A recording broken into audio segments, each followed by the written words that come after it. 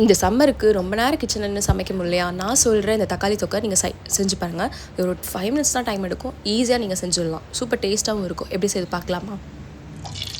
பேனில் கொஞ்சமாக எண்ணெய் சேர்த்துக்கோங்க, கொஞ்சம் கடுகு, கொஞ்சமாக கருவேப்பிலை வாசனைக்காக, ஒரு 3லேருந்து 4 ரஃபாக சாப் பண்ண வெங்காயம் சேர்த்துருக்கேன்.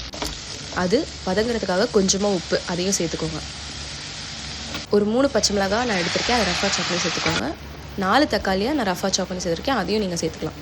இப்போது 1.5 டேபிள் ஸ்பூன் அளவுக்கு குழம்பு மிளகாத்தூள், அப்புறம் 1 டேபிள் ஸ்பூன் அளவுக்கு சில்லி பவுடர், 1 டேபிள் ஸ்பூன் அளவுக்கு காஷ்மீர் மிளகாத்தூள், கலருக்காக தான் இது சேர்க்குறோம். இது ஆப்ஷனல் தான். அப்புறம் கொஞ்சமாக மஞ்சத்தூள்.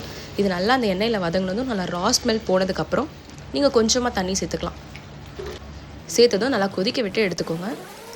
இப்போது இந்த முட்டையை நீங்கள் வேக வச்சு எடுத்துக்கலாம், இல்லை நீங்கள் அப்படியே கூட சேர்த்துக்கலாம். அப்படியே சேர்த்திங்கன்னா கொஞ்சம் திருப்பி திருப்பி போட்டு நீங்கள் இது பண்ணுற மாதிரி இருக்கும். அவிச்ச முட்டைனா அப்படியே சேர்த்து கொஞ்சமாக கொத்தமல்லி வாசனைக்காக, அவ்வளோதான். இது நல்லா சுட சுட சாப்பாடோட இல்லை சப்பாத்தி நீங்கள் எதோட வேணாலும் சாப்பிடலாம். சூப்பராக இருக்கும். மறக்காமல் ட்ரை பண்ணுங்கள். ட்ரை பண்ணிட்டு எப்படி சொல்லுங்கள். தேங்க்ஸ் ஃபார் வாட்சிங். இந்த மாதிரி இன்ட்ரெஸ்டிங்கான ரெசிபியாக்க ஃபாலோ பண்ணிக்கோங்க. பாய்.